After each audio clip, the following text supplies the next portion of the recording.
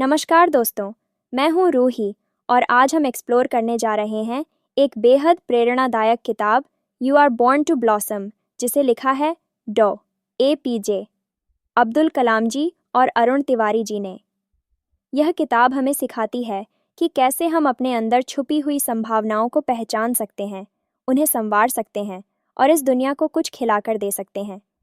यह यात्रा एक कहानी के जैसे है, जहाँ हम बीज से लेकर पेड़ तक हर कदम को गहराई से समझेंगे।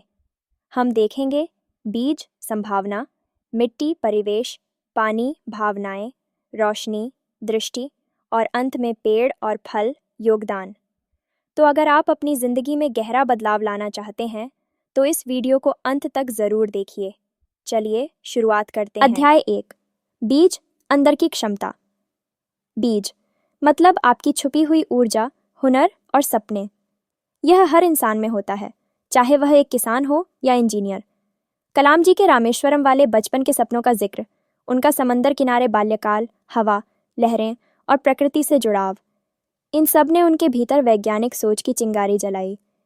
ये हिस्सा दर्शाता है कि कैसे बीज फिजिकली मिट्टी से जुड़ता है और कैसे हमारे आसपास का माहौल उस बीज के अंकुरण पर प्रभाव डालता है।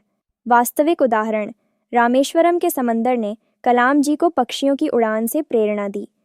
उड़ने के पैटर्न देखकर उनके अंदर वैज्ञानिक बनने की दिशा में बीज अंकुरित हुआ। सोचिए, एक मनीला की चॉकलेटी मिट्टी और बचपन के पास खुला आसमान, यह एक आदर्श बीज के लिए आदर्श वातावरण बनाता है। ऐसे ही रामेश्वरम के किनारे ने कलाम जी के भीतर पहली बार चमक भरी। मैं कुछ बड़ा कर सकता हूँ। अध्याय 2, मिट्टी, हमारा वातावरण और शिक्षा।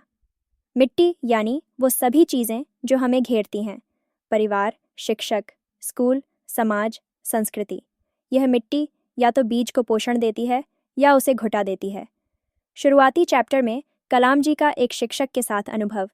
जब एक डॉक्टर स्कूल बुलाता है तो शिक्षक अपनी पत्नी को मना करते हैं, पर स्नेह और सम्मान से। यह कदम दिखाता है कि सरल सोच भी एक मजबूत मिट्टी बना सकती है, खासकर जब सामाजिक या राजनीतिक दबाव हो।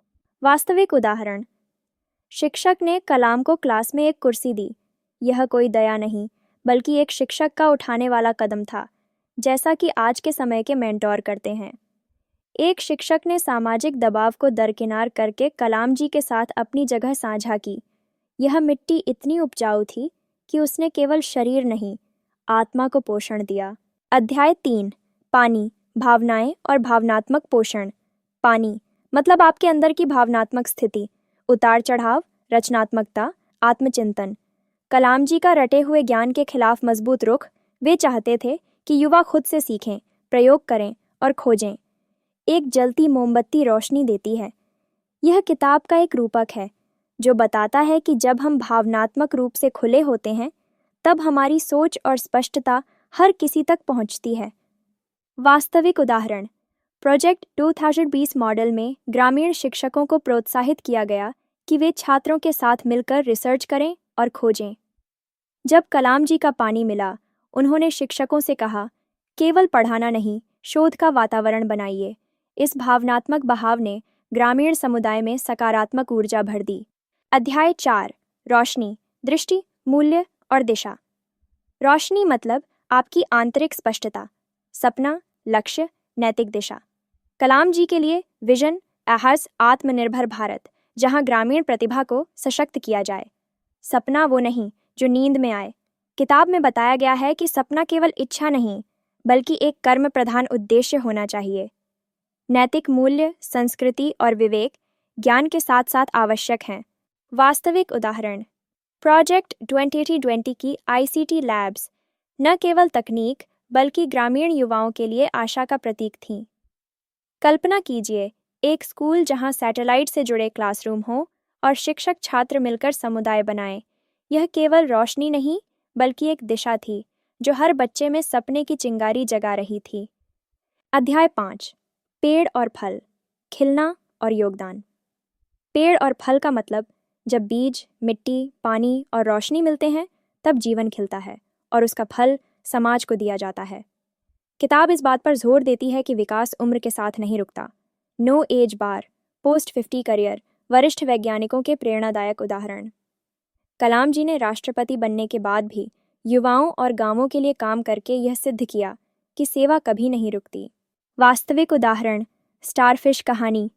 एक लड़का हजारों स्टारफिश को समंदर में वापस डाल रहा था, एक एक करके, क्योंकि हर जान मायने रखती है। कलाम ऐसे छोटे कामों की शक्ति को रिपल इफेक्ट कहते हैं। अगर आप 60 साल के हैं और रिसर्च कर रहे हैं, एक ग्रामीण स्कूल खोल रहे हैं, तो आपका जीवन सचमुच खिला है। पेड़ बनना, परिपक्व होना और फल बांटना, यही जिंदगी की असली सुंदरता है। सोचिए, जुड़िए और कदम उठाइए। दोस्तों, आज हमने कवर किया एक शक्तिशाली रोड मैप। बीज, मिट्टी, पानी, रोशनी और अंत में पेड़ और फल। हर कदम आपके आत्मविकास का ब्लूप्रिंट है। अगर आप स्पष्टता चाहते हैं और उसे बनाए रखना चाहते हैं, तो यह किताब आपका पथ प्रदर्शक बन सकती है। आज मैं चाहूँगा कि आप कमेंट में ज़रूर लिखें, कौन सा अध्याय आपको सबसे ज़्यादा छू गया। आप अपने अंदर की संभावनाओं को कैसे निखारना शुरू करेंगे। और अगर आपको ये समरी प्रेरणादायक लगी हो, तो लाइक करें, शेयर करें और सब्सक्राइब करके बेल आइकन ज़रूर दबाएं, क्योंकि हम लाते रहेंगे ऐसे ही इंस्पायरिंग और एम्पावरिंग कंटेंट। तब तक खिले रहिए, चमकते रहिए। जय हिंद।